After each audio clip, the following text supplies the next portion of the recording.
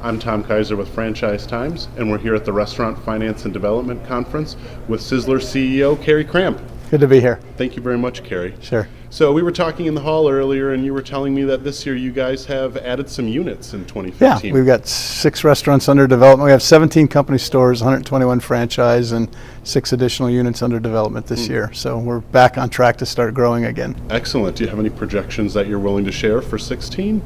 It's early stages. I think we're in the, like everybody else, kind of in a unique wait and see of what the macro environment's going to do with all the changes in regulations. We're trying to focus on what we do every day, but also keeping an eye out for what's going on outside. So plan to continue to grow. It's good that our current franchisees are growing stores, so they still believe in the concept and the brand, and they're getting excited about building more stores. Excellent. Well, I'm happy to hear that. And speaking of unique, you guys are in somewhat of a unique part of the restaurant industry.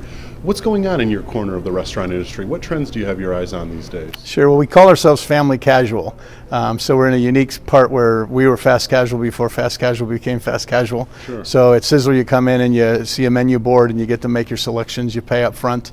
And then really after that point, you can go to the salad bars and soup bars, a Sunday bar. You can kind of help yourself to the food, and then we'll bring your entree out to the table. So I think what we're doing is focusing on being able to execute, to the nth degree. We don't have to change the style of operations we're doing. We can just execute it well. So that's been our focus: is better food, better labor, better efficiency, better hospitality, all the pieces that make a successful store.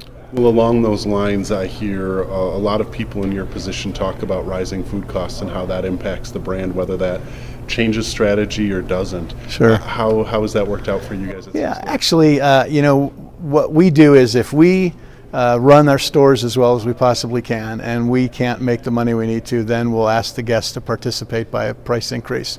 If we're doing anything inefficiently, we're going to get efficient before we make the guests pay for some of that.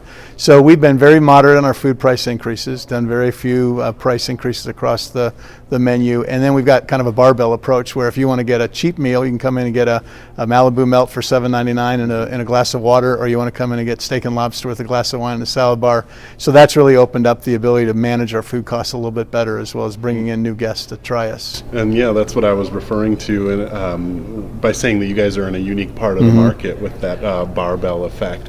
Have there been any proteins or any other foods that have been particularly problematic from a unit cost standpoint? Well, we're in the steak business, and steak's been a little bit difficult. We need a little bit more rain in California to be able to get the cattle growing, but we've passed on most of the cost to the guests as needed, but we serve a choice age tri-tip cut in-house, control our waste and our yields, and that's helped us a lot.